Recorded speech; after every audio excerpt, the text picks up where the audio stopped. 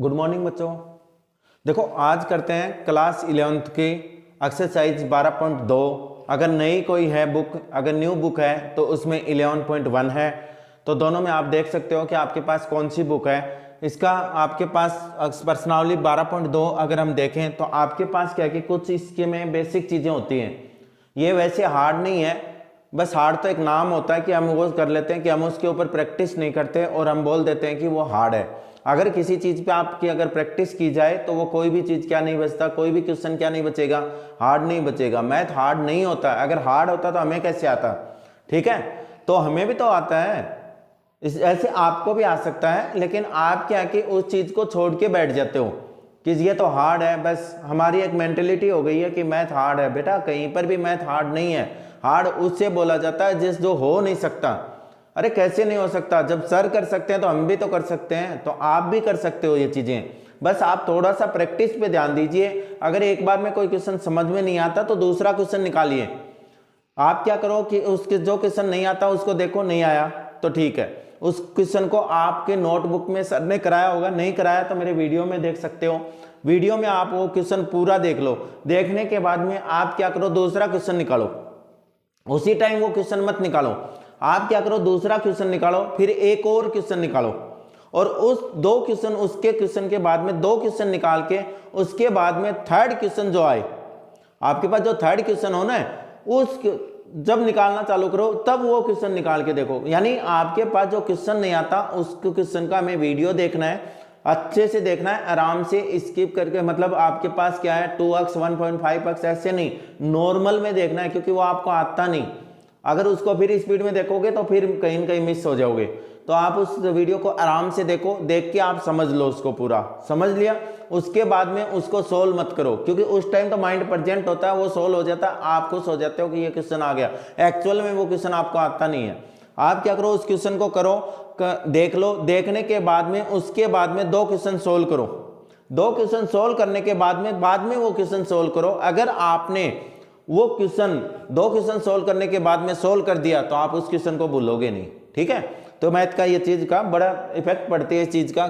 लेकिन हम तो क्या करते हैं कि हमें जो क्वेश्चन नहीं आता उस क्वेश्चन को ही देख लेते हैं और देखते हैं, फिर बंद किया और निकाल देते हैं, खुश हो जाते हैं। वो बेटा उस टाइम तो आपको आ जाता है, लेकिन 100% उसके बाद में वो क्वेश्चन आपसे सोल्व नहीं होता।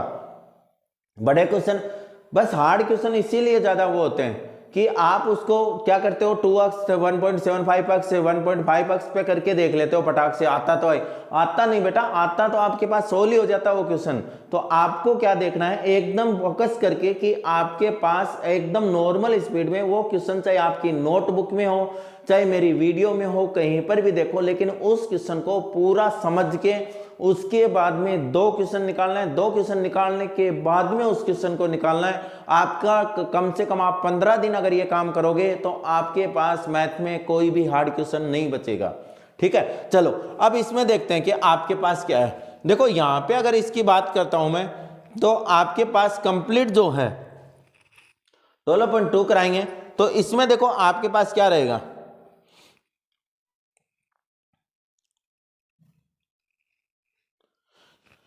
देखो पहले मैं कुछ चीजें बता देता हूं इसकी बेसिक, जो आपको पता होनी चाहिए। देखो क्या क्या पता होना चाहिए आपके पास, क्या क्या चीजें पूछेगा इसमें।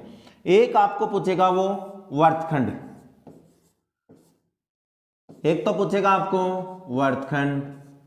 वर्तखंड में भी दो टाइप होंगे। जैसे अगर इस वर्तखंड की अगर मैं बात करूं तो इसमें आपके पास दो चीजें मिलेंगी। कौन कौन सी?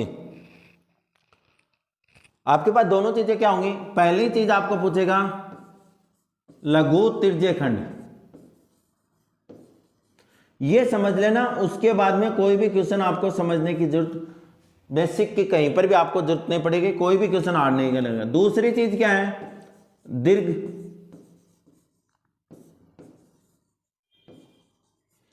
दीर्घ त्रिज्य खंड। तीसरा क्या आपके पास,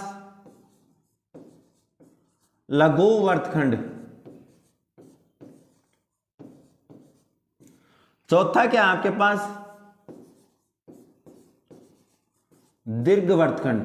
आपको जो भी चैप्टर पढ़ना हो, जिस भी चैप्टर में दिक्कत हो, जिसमें भी आपके पास प्रॉब्लम हो, उस चैप्टर का आप क्या करो, आप सिर्फ कमेंट्स कर दो, आप कहीं से भी हो कोई दिक्कत नहीं।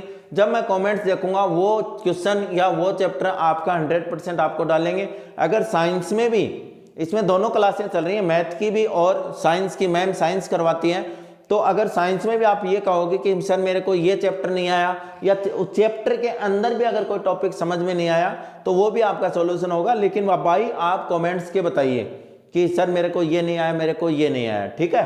तो आप कमेंट्स कर दीजिए, कमेंट्स में हम अपने आप शाम को देखेंगे। अगर मैम का होगा तो प्रॉब्लम मैम सोल्व करेगी, अगर मैथ में मेरा प्रॉब्लम होगा तो मैं सोल्व करूंगा उसको, ठीक है। लेकिन आप कमेंट्स जरूर कीजिए, सपोर्ट कीजिए चैनल को। देखो लघु त्रिज्यखंड, दीर्घ त्रिज्यखंड, लघु वर्तखंड और दीर्घ वर्तखंड, सबसे पहले ये समझने जरूरी है।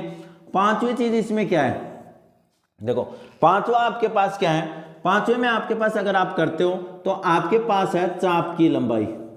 क्या है बेटा आपके पास, चाप की लंबाई। अब ये सारी चीजें समझो पहले, बेसिक में इसके साथ में रहेगा, क्वेश्चन बाद में निकालेंगे, इससे आपको पता लग जाएगा कि आपको करना क्या है। सिर्फ दो ही चीजें करनी है इसमें, पूरे चैप्टर में सॉरी पूरी प्रश्नावली में आपको दो ही चीजें निकालनी है। पहली बात, लघु त्रिज्यखंड क्या होता है। देखो ये मेरे पास एक वर्त है, देखो क्या दिया है, लघु त्रिज्यखंड। त्रिज्यखंड क्या होता है, जो त्रिज्या के द्वारा बनाया गया हो।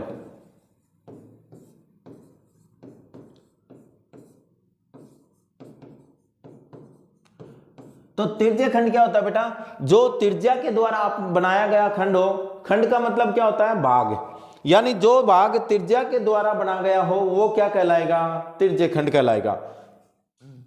ये देखो मैंने एक ये त्रिज्या बना दी और एक मैंने ये त्रिज्या बना दी।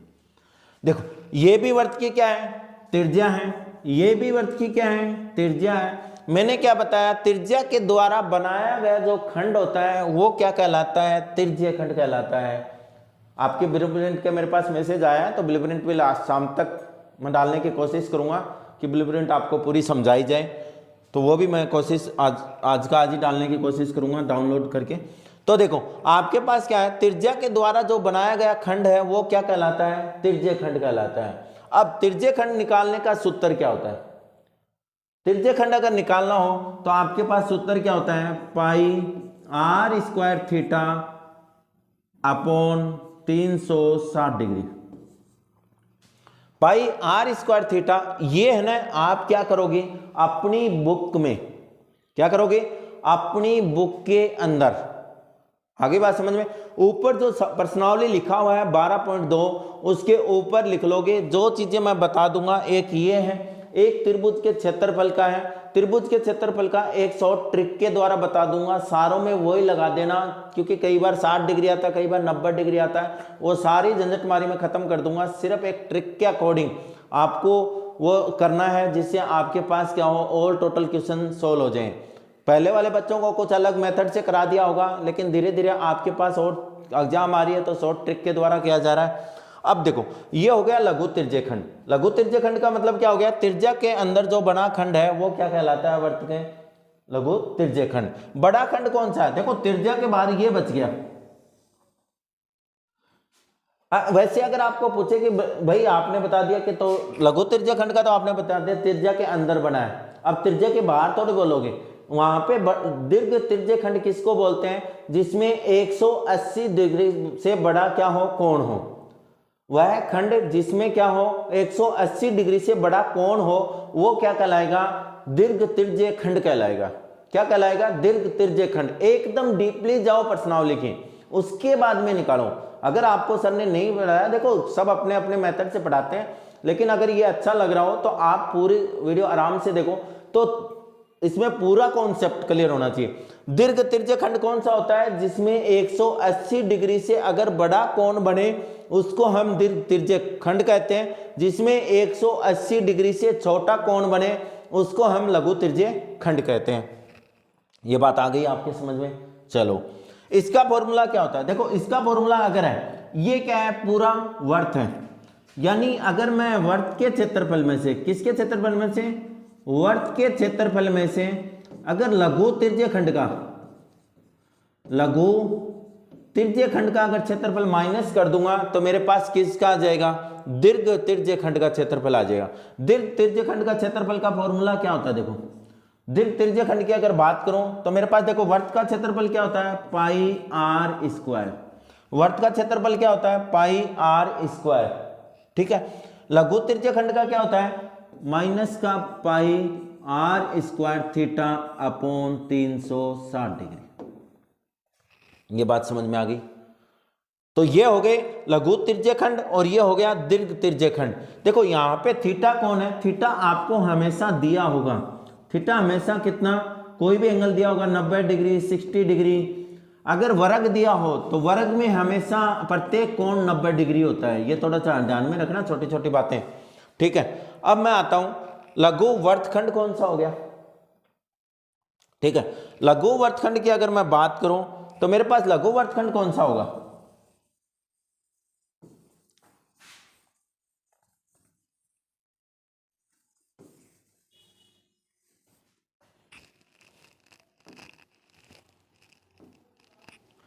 लघु वर्तखंड की बात करूं तो मेरे पास आ जाएगा, देखो ये डायग्राम में मिटा ही देता हूं, दूसरे डायग्राम से समझा देता हूं आपको, हर चीज अच्छे से समझ लो, उसके बाद में चैप्टर में कोई टाइम नहीं लगेगा। लघु तो देखो लघु वर्तखंड, अगर वर्तखंड की मैं बात करूं तो देखो ये हो गया वर्त और ये हो गया तिर्य्य खंड। अब वर्तखंड कहेंगे किसको, सबसे पहले तो मेरे को यह पता होना चाहिए कि वर्तखंड किसको बोलेंगे। वर्तखंड क्या होता है बेटा, जीवा के द्वारा, जीवा के द्वारा बनाया गया खंड, जीवा के द्वारा बनाया गया खंड जो है वो क्या कहलाता है, वर्तखंड कहलाता है। अब छोटा बड़ा तो बाद की बात है, लेकिन सबसे पहले मेरे को यह पता होना चाहिए कि वर्तखंड क्या होता है। देखो तिर्य्य खंड की परिभाषा क्या बताई मैंने, जो त्रिज्या के द्वारा जो खंड बनाया जाता है त्रिज्याओं के द्वारा, वो क्या होता है, तिर्य्य खंड होता है। वर्तखंड क्या होता है, जो जीवा के द्वारा बनाया जाता है वो क्या होता है, वर्तखंड होता है, ठीक है।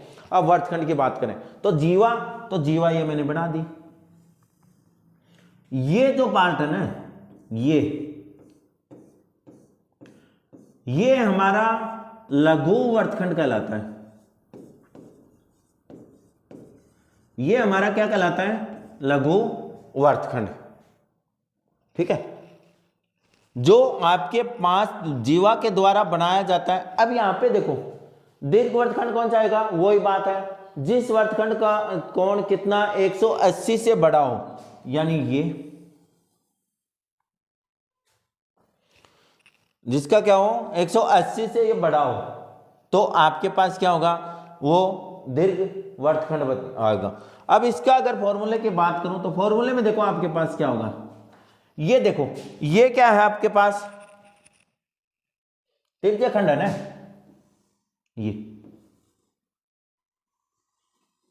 ये कंप्लीट क्या है, तिर्य्य खंड है। और ये क्या है,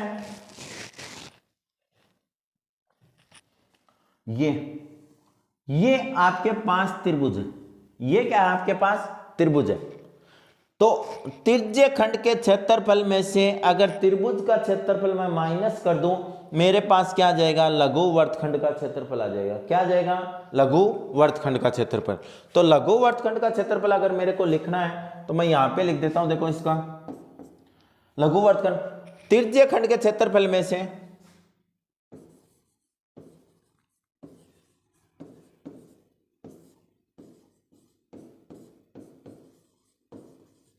माइनस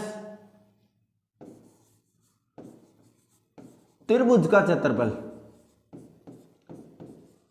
माइनस त्रिभुज का क्षेत्रफल। तिर्य्य खंड का क्षेत्रफल क्या होता है बेटा, अभी आपको देखा था थोड़ी देर पहले, pi r square theta upon 360 degree minus. अब देखो यहाँ पे त्रिभुज का क्षेत्रफल, त्रिभुज में देखो दो टाइप में आएगा, एक समकोण त्रिभुज आएगा, ठीक है, एक समद्विबाहु त्रिभुज आएगा। तो ये तो त्रिभुज अलग अलग हो गए बेटा, तो हम कैसे निकालेंगे, देखो इनका एक फॉर्मूला, स्टिक फॉर्मूला बता देता हूं, वो फॉर्मूला याद रखना, जहां पे त्रिभुज के क्षेत्रफल की जरूरत पड़े इस प्रश्नावली में, सिर्फ कहीं ऐसा नहीं कि हर जगह ही लगाने लग जाओ, इस प्रश्नावली में आपको कहीं भी अगर त्रिभुज का क्षेत्रफल निकालना पड़े, घटाना पड़े, तो आप क्या कर देना, r square sine theta by 2 cos theta by 2। आप ऐसे भी निकाल सकते हो 1/2। देखो त्रिभुज का अगर क्षेत्रफल नॉर्मल देखते हैं तो आपके पास क्या आता है 1/2 आधार गुणा ऊंचाई। लेकिन ये तब तक होता है जब तक आपके पास क्या नहीं हो, समद्विबाहु त्रिभुज नहीं हो। समद्विबाहु त्रिभुज अगर आ जाता है तो उसमें अलग फॉर्मूला लगाना पड़ता है। उसका फॉर्मूला क्या है, √3/4 भुजा स्क्वायर, √3/4 भुजा स्क्वायर। अब ये जिसमें 60 डिग्री उसमें लगाओ, ये उसमें लगाओ जिसमें 60 डिग्री नहीं है। कई बार आपके पास अगर कोण थीटा बराबर 120 डिग्री आ जाएगा तो आप निकाल नहीं पाओगे। इसलिए मैंने क्या किया, एक शॉर्ट ट्रिक में आपको बता दिया कि आपको त्रिभुज का क्षेत्रफल कोई भी त्रिभुज हो, मेरे को कोई दिक्कत नहीं है। मेरे को तो क्या कर लेना है, r square sine theta by 2 cos theta by 2 लिखना है।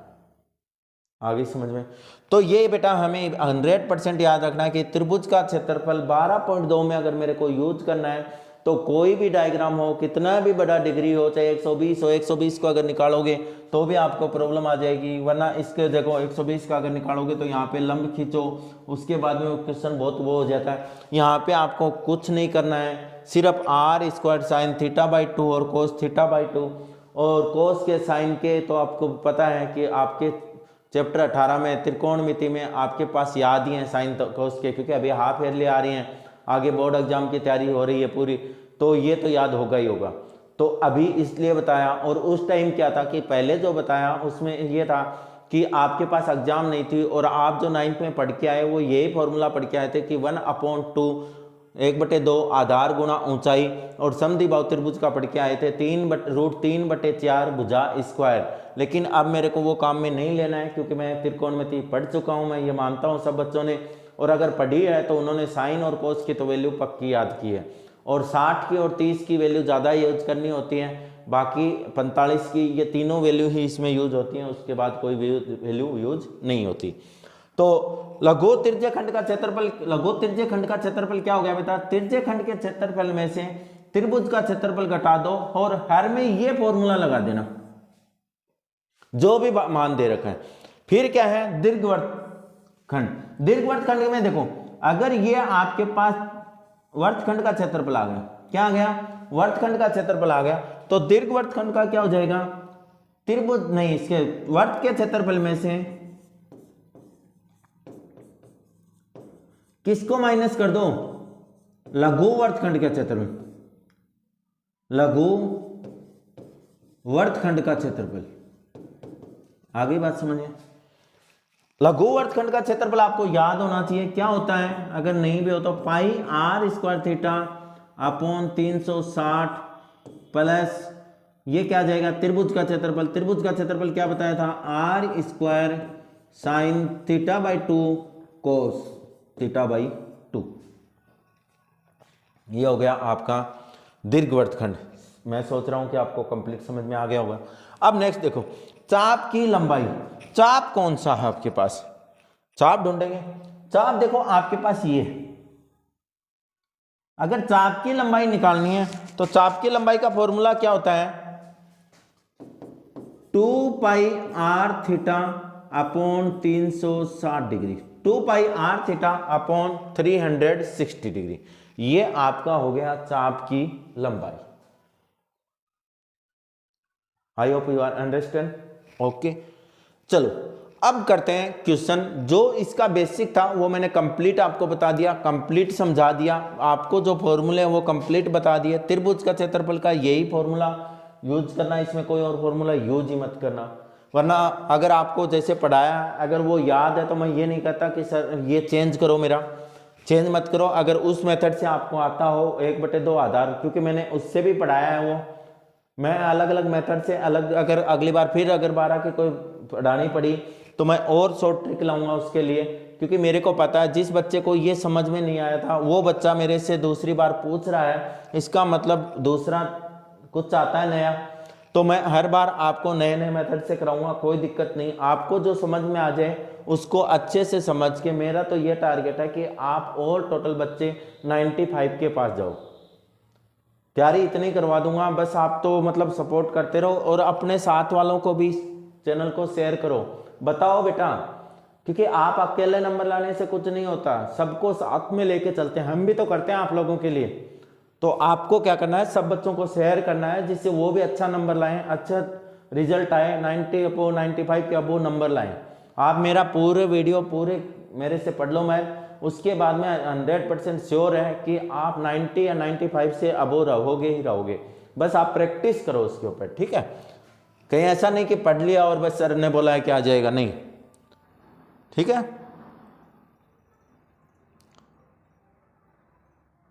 अब देखो क्वेश्चन नंबर 5 देखते हैं। अब क्वेश्चन स्टार्ट हो गए। देखो क्या कहा है कि 6 सेंटीमीटर त्रिज्या वाले एक वर्त के एक तिरछे खंड का क्षेत्रफल याद करो। मैं जैसे बताता हूं वैसे बोर्ड में कॉपी में भी वैसे ही करना है, पूरी कंप्लीट। आपके पास क्या है, जिसका कोण कितना है 60 डिग्री है। वर्त की त्रिज्या,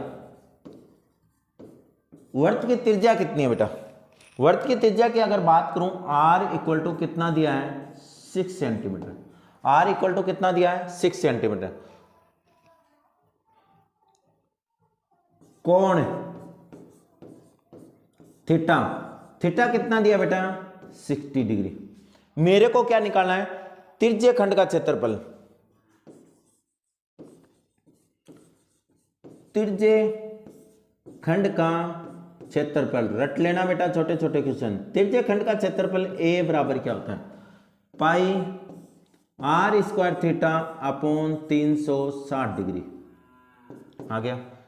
देखो एक चीज और ध्यान में रखो कि ये इक्वल है ना, इक्वल के नीचे होना चाहिए। 99% पॉसिबिलिटी रखो कि अगर बाद में जरूरत पड़ जाए तो लगा देना, लेकिन बहुत अच्छी कॉपी हो जाती है।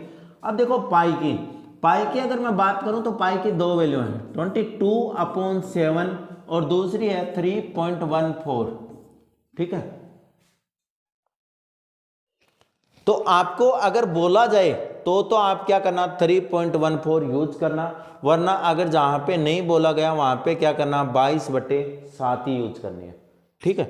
तो देखो पाई की वैल्यू कितनी है 22/7 इंटू आर की वैल्यू कितनी है 6 इंटू 6, एंगल कितना है 60 डिग्री, अपॉन में 360 डिग्री। 0 से 0, 6 से 36, 6 से 6 कैंसिल, कितना आ गया 22 छिक्के 132। इसमें कैलकुलेशन बड़ी है तो थोड़ा मैं फोन में कैलकुलेटर की हेल्प ले लूंगा, जिससे और ज़्यादा बड़ी वीडियो ना बने, क्योंकि इसमें बहुत लेंथी वीडियो हो जाएगी।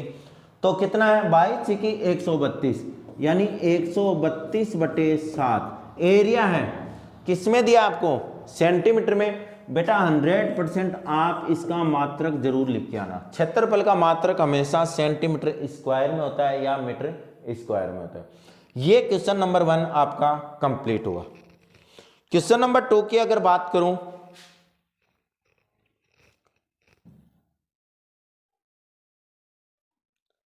क्वेश्चन नंबर 2 क्या कह रहा है,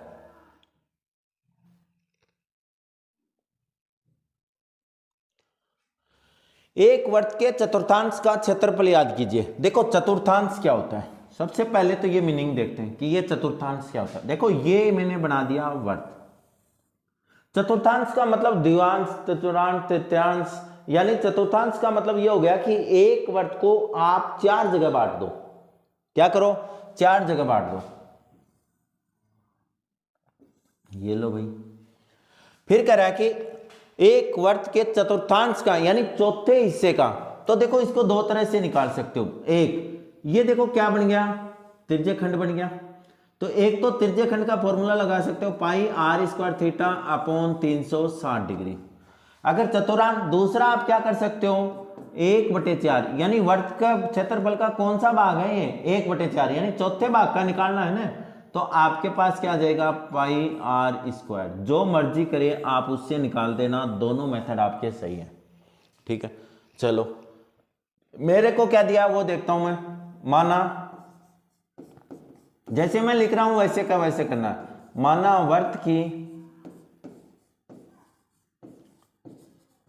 वर्त की परिधि r बराबर 22 सेंटीमीटर। माना वर्त की परिधि r बराबर कितनी है, सॉरी माना वर्त की त्रिज्या क्या बेटा, ये माना, सॉरी बाई मिस्टेक, ये माना वर्त की, मान रहे हो ना, त्रिज्या कितनी है, r है, तो वर्त की परिधि, वर्त की परिधि,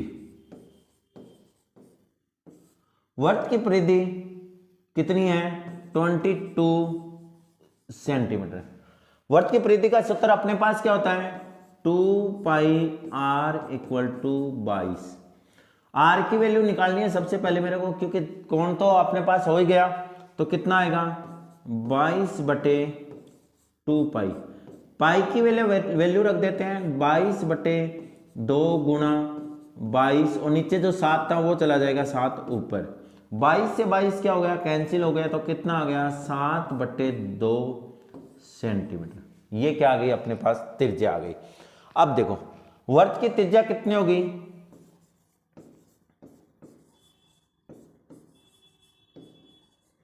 वर्त की त्रिज्या r बराबर 7/2 सेंटीमीटर। वर्त की त्रिज्या हो गई r बराबर 7/2 सेंटीमीटर।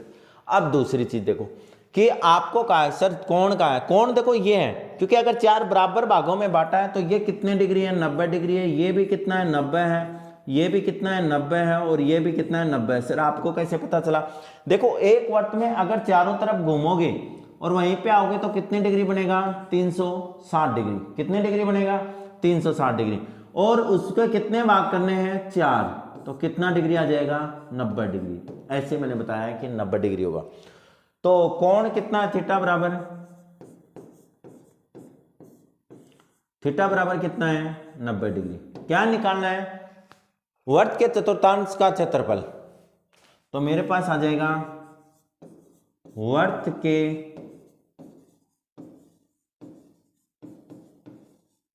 चतुर्थांश का क्षेत्रफल।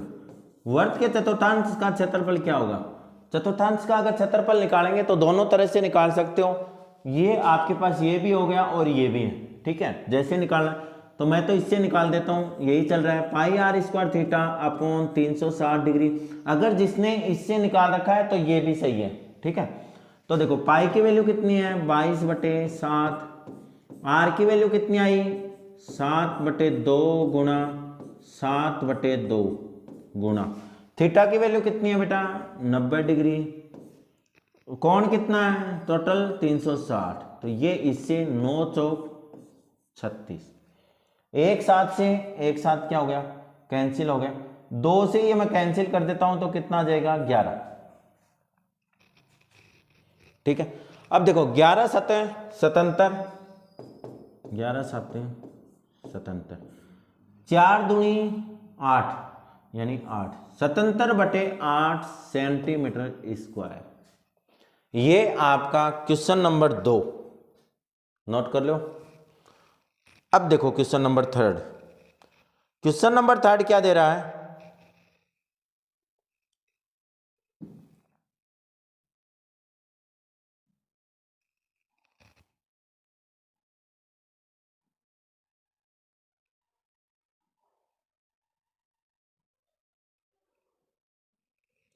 क्वेश्चन नंबर 3 दे रहा है कि एक घड़ी की मिनट की सुई जिसकी लंबाई कितनी है 14 सेंटीमीटर। चलो घड़ी बनाते हैं,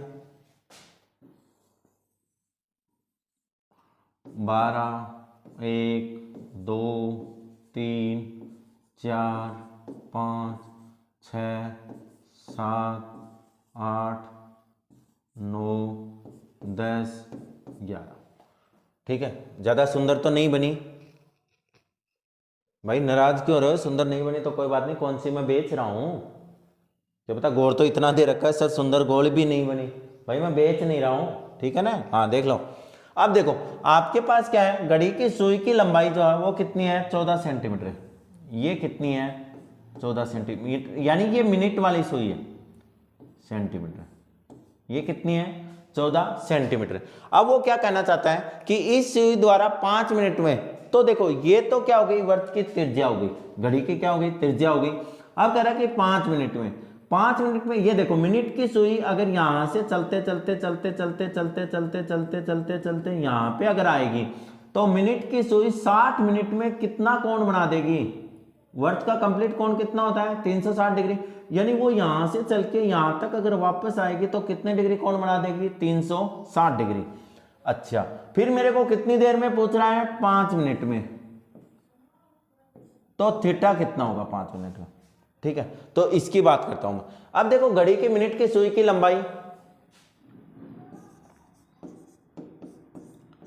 घड़ी की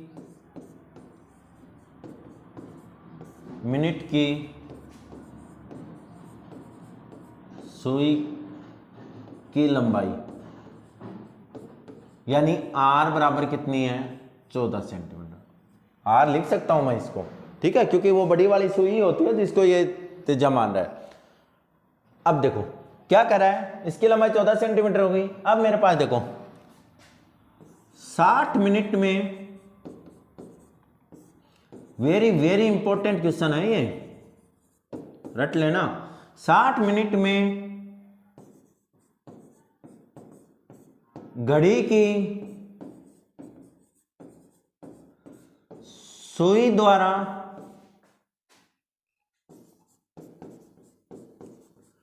बनाया गया कोण 60 मिनट में कितना होता है बेटा 360 डिग्री। तो 1 मिनट में कितना होगा, 1 मिनट में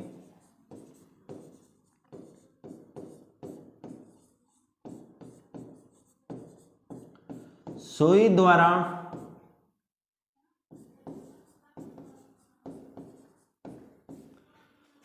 बनाया गया कोण कितना हो जाएगा 360 बटे 60, ये इससे 0 6 पंजो न 6 36, यानी कितना आ जाएगा 6 डिग्री। मेरे को कितनी मिनट में चाहिए बेटा 5 मिनट में। तो 5 मिनट में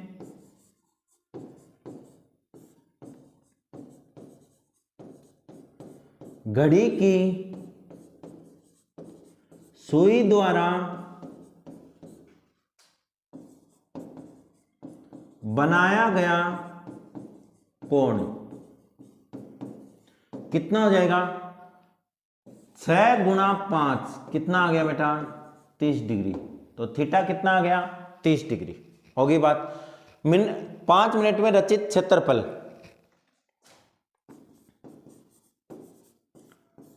सुई द्वारा 5 मिनट में रचित क्षेत्रफल। अब देखो 5 मिनट में क्या है, यहां पे एक चीज देखो कि ये देखो आपके पास क्या हो गया त्रिज्य खंड बन गया। देखो 5 मिनट क्या बन गया त्रिज्य खंड। त्रिज्य खंड कौन सा होता है जो 180 डिग्री से छोटा हो, लघु त्रिज्य खंड। तो इसका क्षेत्रफल का फॉर्मूला क्या हो जाएगा pi r square theta upon 360 degree. Pi की वैल्यू 22/7 है गुणा आर। आर कितना है बेटा आर है 14 सेंटीमीटर, पाई आर स्क्वायर यानी 14 गुणा थीटा कितना आया 30 डिग्री बटे 360, ये इससे कैंसिल 12 कितना आ गया 12, ये कितना आ गया 6 और काट दो 7, ये कितना आ गया 3, 7 से 7 में क्या हो गया कैंसिल। तो कितना आ गया आपके पास 11 गुणा 14/3। 11 को 14 से करोगे तो कितना आएगा 154, कितना आएगा 154/3 सेंटीमीटर स्क्वायर, 154/3 सेंटीमीटर स्क्वायर। ठीक है, ये क्वेश्चन नंबर 3 आपका कंप्लीट हुआ। क्वेश्चन नंबर 4 देखते हैं। क्वेश्चन नंबर 4 में क्या दिया आपको। अब नेक्स्ट क्वेश्चन देखो। नेक्स्ट क्वेश्चन में आपके पास क्या है,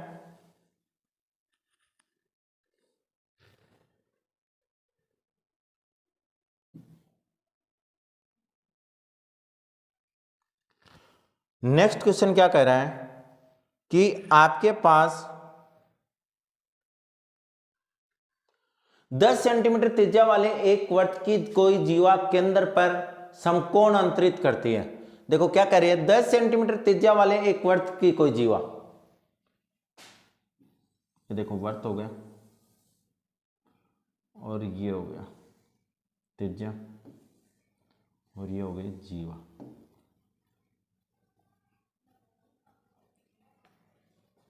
केंद्र पर समकोण अंतरित करती है, यानी केंद्र पर कितने डिग्री बनाती है, थीटा बराबर 90 डिग्री। ठीक है, तो निम्नलिखित क्षेत्रफल याद कीजिए। अब देखो कितने सेंटीमीटर है, 10 सेंटीमीटर। त्रिज्या कितनी है, 10 सेंटीमीटर। तो संगत लघु वर्तखंड और संगत दीर्घ त्रिज्यखंड, मतलब इसका तो वर्तखंड बताना है और वो क्या बताना है, त्रिज्यखंड। तो चलो सबसे पहले क्वेश्चन स्टार्ट करते हैं। माना वर्त की त्रिज्या कितनी है, r, तो r बराबर कितना है, 10 सेंटीमीटर। r बराबर कितना है, 10 सेंटीमीटर है। कोण थीटा, कोण थीटा बराबर कितना है, 90 डिग्री। कोण थीटा बराबर कितना है, 90 डिग्री। तो नेक्स्ट क्या हो जाएगा इसमें, अब देखो आपके पास क्या दिया है, गला सूख जाता है बेटा बोलते बोलते। माना वर्त की त्रिज्या r और r बराबर कितना हो गया, 10 सेंटीमीटर। कोण थीटा बराबर कितना है, 90 डिग्री। अब एक चीज देखो, मेरे को क्या निकालना, संगत लघुवर्त खंड, संगत लघुवर्त खंड का क्षेत्रफल। क्या फॉर्मूला बताया था मैंने भाई, त्रिज्य खंड में से और त्रिभुज का क्षेत्रफल अगर माइनस कर दूंगा तो मेरे पास क्या आ जाएगा, लघु त्रिज्य खंड वर्त खंड का क्षेत्रफल आ जाएगा, यानी पाई r square theta upon 360 minus, चलो थोड़ा पहले लिख देते हैं और अच्छा हो जाएगा तो आपको और अच्छे से समझ में आ जाए। त्रिज्य खंड का क्षेत्रफल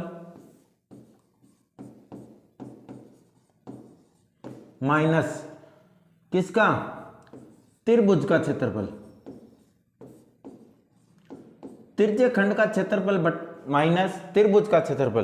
त्रिज्य खंड का क्षेत्रफल क्या है बेटा आपके पास, पाई r square theta upon 360 minus त्रिभुज का क्षेत्रफल मैंने क्या बताया, permanent r square sine theta by 2 cos theta by 2। ये याद रख लो बस, हर डायग्राम में हर क्वेश्चन में ये ही लगा लेना जहां पे इसमें जरूरत पड़े। पाई की वैल्यू देखो उसने लिखा नहीं है, लेकिन जहां तक मेरे ध्यान में है इसमें पाई की वैल्यू आपको 3.14 लेना था। क्या लेनी थी, 3.14। तो मैं लिख देता हूं 3.14 इंटू 10 इंटू 10 इंटू एंगल कितना है, 90 डिग्री, 90 बटे 360 माइनस 10 गुणा 10 गुणा साइन 90 बटे 2, 90 बटे 2 और कोस 90 बटे 2, क्योंकि थीटा कितना है, 90 डिग्री है। यहाँ पे आप अगर सोल्व करोगे तो ये इससे कैंसिल हो जाएगा, 9 चौक 36, 2 पंजो 10, 2 दूनी 4, 2 पंजो 10, तो कितना आ गया, देखो आपके पास आ गया 3.14 गुणा 25 माइनस ये कितना आएगा, 10 10 को करोगे तो कितना आ जाएगा 100, साइन 90 यानी साइन 45 डिग्री और कोस भी कितना है 45 डिग्री। ठीक है, इसको यहां पे सोल्व कर देता हूं मैं। तो आपके पास क्या बन गया, अब देखो कैलकुलेट थोड़ी, क्योंकि वीडियो वरना बहुत लंबी हो जाएगी, कैलकुलेशन में कर करके देखेंगे तो आपके पास क्या है 3.14 इंटू 25, तो ये तो कितना आ जाएगा 78.5 माइनस। अब यहां पे देखो क्या हुआ है आपके पास आ गया, तो मोबाइल से आप क्या कि कैलकुलेशन जल्दी हो जाएगी, वरना वीडियो क्या कि बहुत लंबी हो जाती है, कैलकुलेशन करके देखेंगे और आपको तो क्या कि समझना है और कैलकुलेशन तो आपको खुद को ही करनी पड़ेगी। ठीक है, तो अब क्या हो गया यहाँ पे 100 इंटू इसकी वैल्यू कितनी होती है 1/√2, इसकी वैल्यू भी 1/√2, तो आपके पास क्या आएगा, देखो 78.5 माइनस, अब यहां पे देखो एक इसको अगर गुणा करोगे तो 1/√2 को करोगे तो कितना आ जाएगा 100/2 और इसको काटोगे तो कितना आएगा 50, यानी आपके पास आ जाएगा 78.5 माइनस का 50, तो आपके पास आंसर आ गया 28.5 सेंटीमीटर स्क्वायर। ये तो हो गया कौन, संगत लघु वर्तखंड। क्या हो गया, संगत लघु वर्तखंड। अगर बात करूं संगत दीर्घ त्रिज्य खंड की, तो इसका अगर आप कहो तो मैं और अच्छा फॉर्मूला बता देता हूं, आपके पास दीर्घ त्रिज्य खंड का कहीं पर भी निकालना पड़े आप सीधा निकाल लेना। भाई जैसे जैसे पढ़ाता जाऊंगा वैसे वैसे ट्रिक तो बताता ही जाऊंगा, सिंपल तो करते ही जाएंगे। तो देखो मेरे पास क्या है, संगत दीर्घ त्रिज्य खंड, दीर्घ त्रिज्य खंड का क्षेत्रफल, दीर्घ त्रिज्य खंड का क्षेत्रफल अगर आप चाहो तो ये लिख सकते हो 360 माइनस थीटा बटे 360 पाई आर स्क्वायर, 360 माइनस थीटा बटे 360 पाई आर स्क्वायर। ठीक है, अब यहां पे देखो थीटा की वैल्यू कितनी है 360 माइनस का 90, ये फॉर्मूला है बेटा। कभी भी आपको दीर्घ त्रिज्य खंड निकालना पड़े आप सीधा फॉर्मूला लिख देना। जब भी आपको दीर्घ त्रिज्य खंड, एक देखो वो करते हो कि त्रिज्य खंड में से उसका क्षेत्रफल माइनस करते हो, कोई जरूरत नहीं है, तो आप ये सीधा भी कर सकते हो। तो आपके पास कितना है 360 गुणा 3.14 गुणा त्रिज्या कितनी है इसकी 10, तो 10 का square.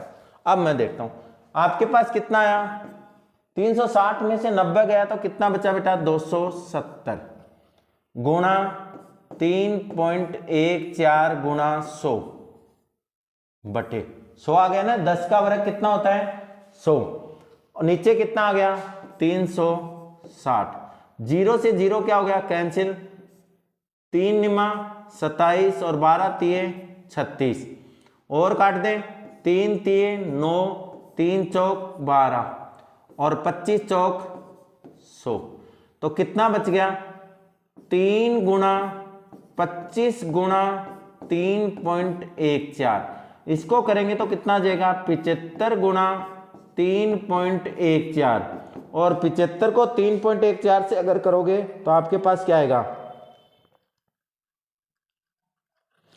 235.5 centimetre square.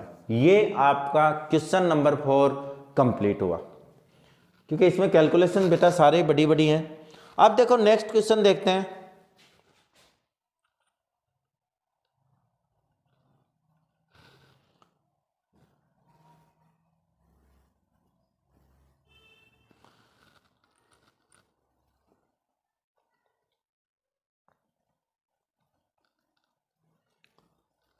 Question number 5 में क्या दिया, त्रिज्या 21 सेंटीमीटर वाले वर्त का एक चाप का केंद्र पर।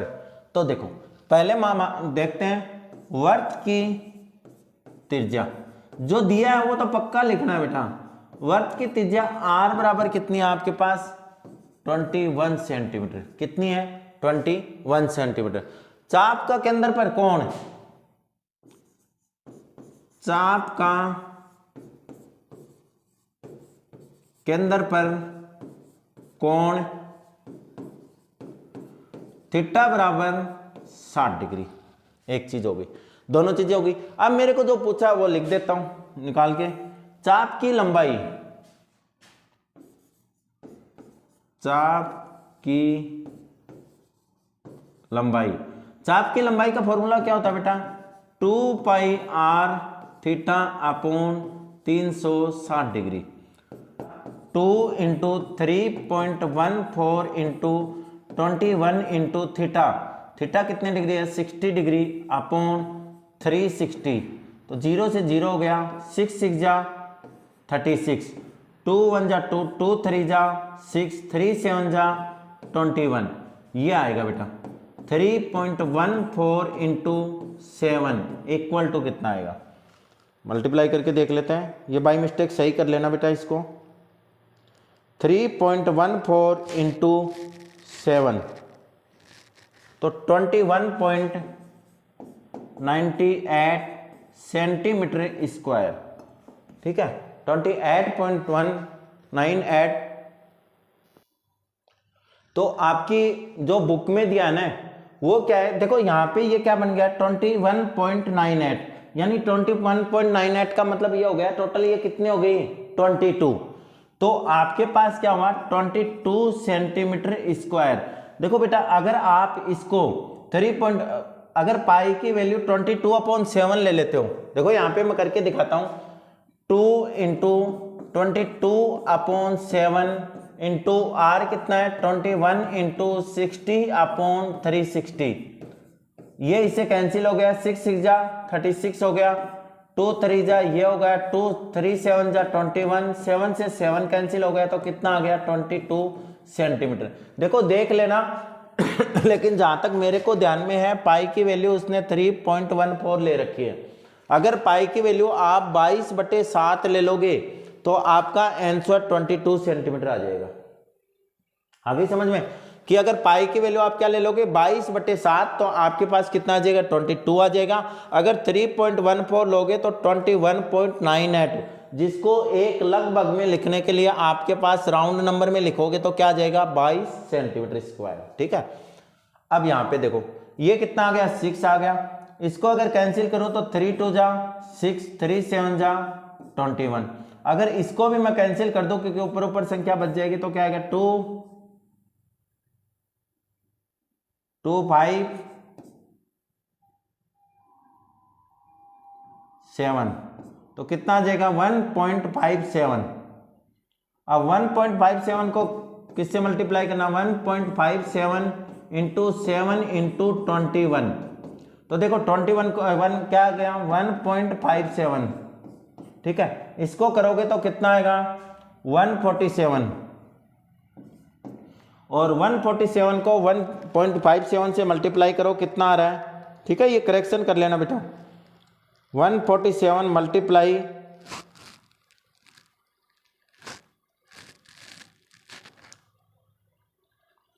ये पॉइंटों में है बेटा, ये फिर वही 230.79 यानी इसको लिख सकते हो आप 231 सेंटीमीटर स्क्वायर।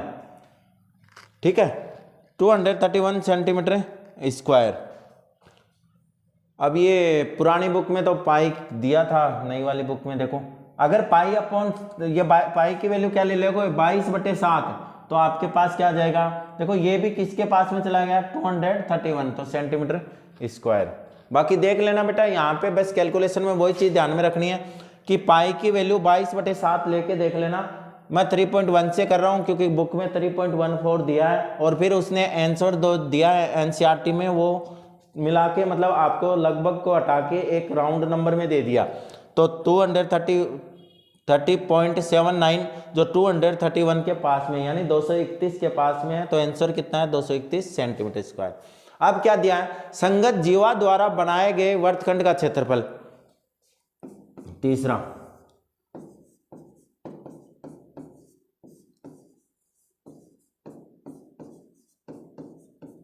बस यही चेंज करना है, 3.14 की जगह क्या यूज कर लेना 22/7 अगर बाई चांस, वरना तो देखो अगर पाई की वैल्यू 3.14 दिया है तो ये कंप्लीट का ऐसे कैसे रहेगा।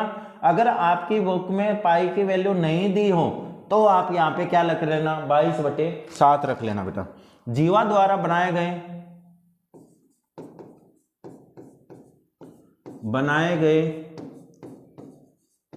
वर्तखंड का क्षेत्रफल। अब वर्तखंड का वही वर्तखंड बनेगा तो उसमें क्या करेंगे त्रिज्य खंड का क्षेत्रफल में से क्या करते हैं फॉर्मूला याद ही हमें, फॉर्मूला याद है तो कुछ डायग्राम की जरूरत नहीं है। त्रिज्य खंड का क्षेत्रफल माइनस त्रिभुज का क्षेत्रफल, यही तो फॉर्मूला है, बस फॉर्मूला याद रख लो। और फॉर्मूले में आपको भी ये नहीं देखना कि 60 डिग्री बना, कुछ नहीं, उसका भी मैंने शॉर्ट ट्रिक से बता दिया। R square sine theta by 2 cos theta by 2 लिख दो, आपका आंसर सही आएगा, कोई डायग्राम की जरूरत नहीं है। ठीक है, त्रिज्यीय खंड का क्षेत्रफल क्या होता है बेटा, pi r square theta upon 360 degree minus त्रिभुज का क्षेत्र क्या बताया, r square sine theta by 2 cos theta by 2। अब यहां पे देखो,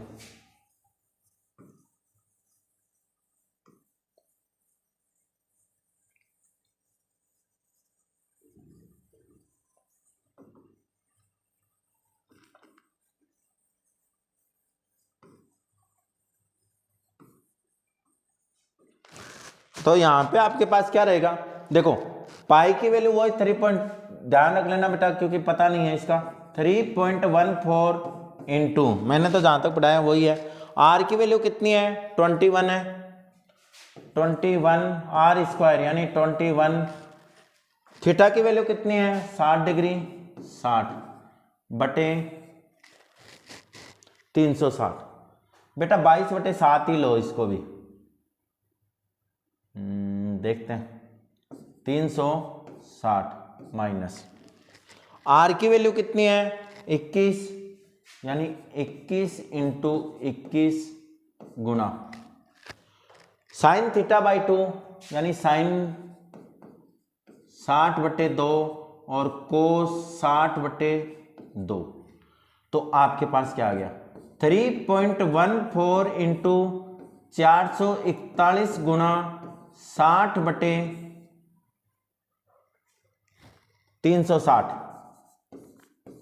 माइनस ये कितना हो गया 441 हो गया, को ये कितना बन गया साइन 30 डिग्री और ये कितना बन गया कोस 30 डिग्री। तो आपके पास क्या बन गया 3.14 इंटू 441 इंटू 60 बटे 360, इसको भी काट ही लेते हैं, 0 से 0 कट गया 36 माइनस 441 गुना, अब यहां पे देखो कितना है साइन 30 डिग्री की वैल्यू कितनी है 1/2 गुना कोस 30 डिग्री की वैल्यू कितनी है √3/2। ठीक है, अब यहां पे ये देखो ये भी कट रहा है क्या,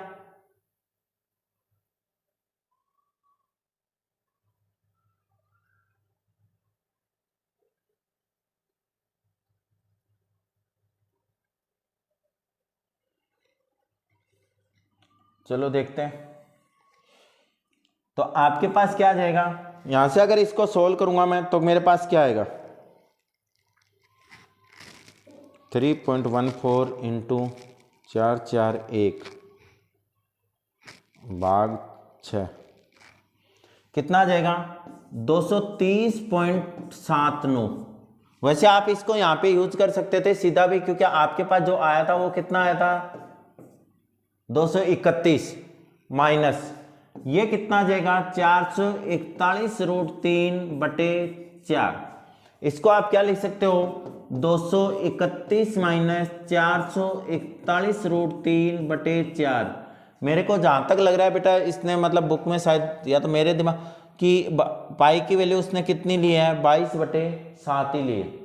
तो आप भी क्या करना 22/7 ही ले लेना, और पाई क्योंकि अगर पाई का दिया होगा ना तो कंफ्यूज हो गया आप, अगर 22/7 होगी तो सीधा आप मल्टीप्लाई कर देना, कोई दिक्कत नहीं है। ठीक है, ये हो गया आपका क्वेश्चन नंबर 5 कंप्लीट।